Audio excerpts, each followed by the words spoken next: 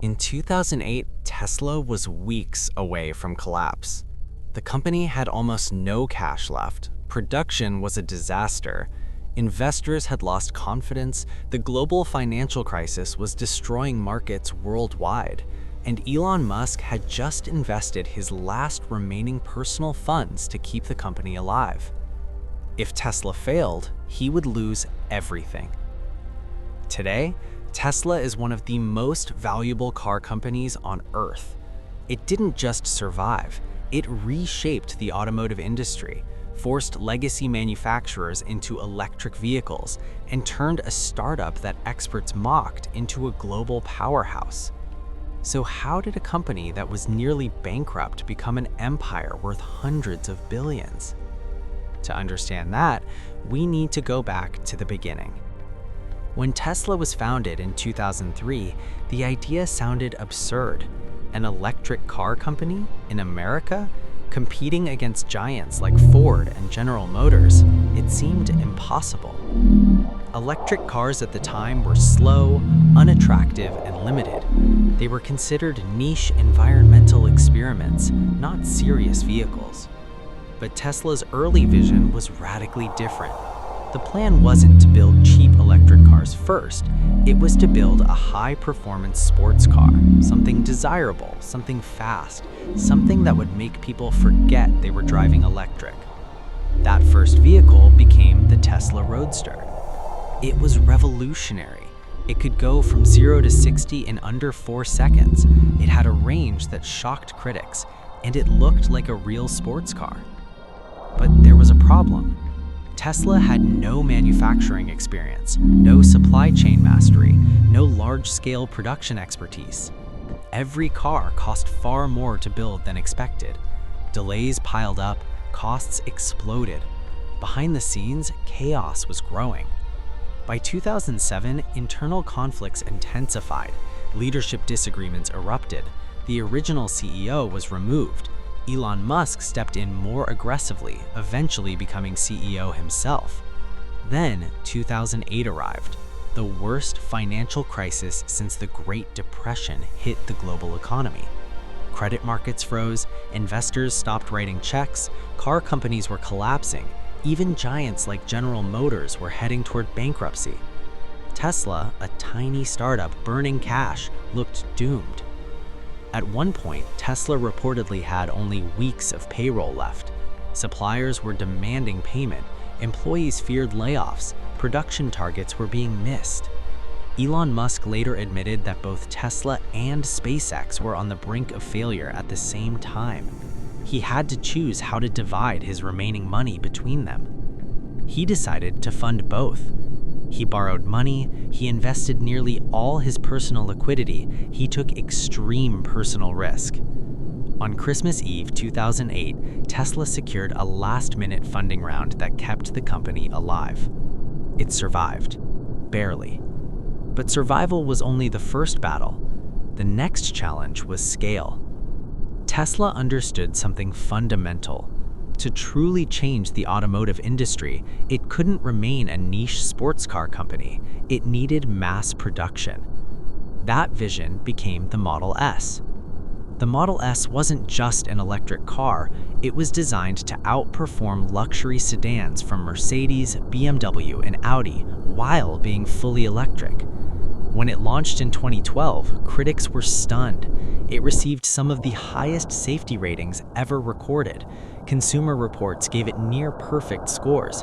It had acceleration that rivaled supercars. For the first time, electric vehicles weren't compromises, they were superior. This changed the narrative. Tesla was no longer a risky experiment. It was a technology company disguised as a car manufacturer. But even with the Model S success, profitability was inconsistent. Tesla reinvested aggressively into research, factories, and battery technology. Traditional analysts criticized the company's valuation. How can a company that barely makes profit be worth so much? The answer was simple. Investors weren't valuing Tesla as a car company, they were valuing it as a platform. Tesla was building battery infrastructure, software systems, autonomous driving capabilities, charging networks, energy storage solutions. It wasn't just selling cars, it was building an ecosystem. Then came the Model 3. This was the real test. The Model 3 aimed to bring electric vehicles to the mass market at a lower price point. Demand exploded. Hundreds of thousands of pre-orders flooded in. But production became what Musk later called production hell. Robotic systems failed, bottlenecks formed, deadlines were missed. At one point, Musk reportedly slept on the factory floor to supervise operations. Media outlets predicted failure again. Short sellers bet billions against Tesla's stock. Yet slowly, methodically, Tesla solved the bottlenecks. Production stabilized, deliveries increased, revenues climbed. And then something remarkable happened. Tesla became consistently profitable. The market perception shifted dramatically. Tesla wasn't just surviving, it was dominating. Legacy automakers suddenly realized they were behind, years behind.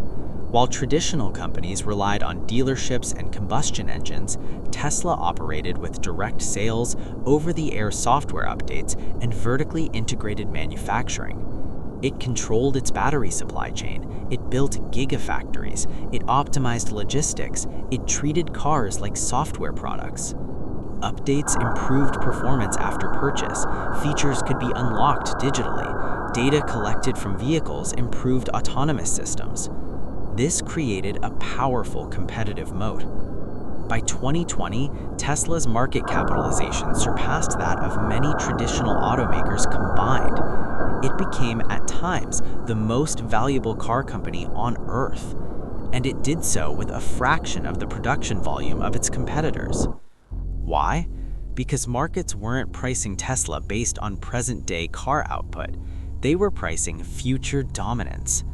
Energy storage, AI-driven autonomous driving, robotics, battery innovation. Tesla wasn't seen as an automaker, it was seen as a technology infrastructure company. But none of this was guaranteed. The road included near bankruptcy, public skepticism, regulatory scrutiny, production chaos, and extreme volatility. The difference was long-term conviction. Tesla operated with a master plan often referred to as the secret master plan, which outlined a step-by-step strategy.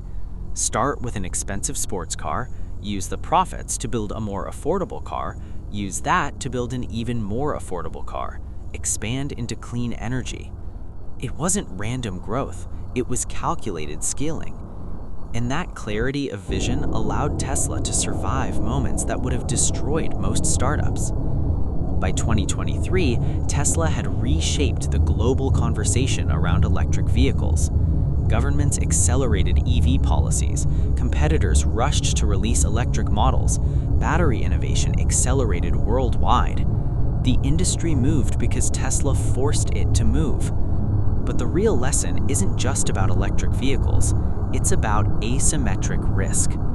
In 2008, the downside was total collapse. The upside was industry transformation. Most companies optimize for safety. Tesla optimized for dominance. It embraced volatility, reinvested aggressively, and operated on a timeline measured in decades, not quarters. That approach is rare. It's uncomfortable. It invites criticism, but it can redefine industries. Tesla's journey proves that near bankruptcy doesn't mean inevitable failure.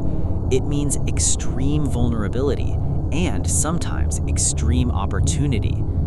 The companies that reshape the world often look irrational in their early years. They burn cash, they miss deadlines, they are misunderstood. But if the underlying strategy is structurally sound and execution eventually catches up to ambition, the upside can be extraordinary. Tesla nearly collapsed. Instead, it rewrote the automotive future. And the question now isn't how it survived, it's how far its influence will go.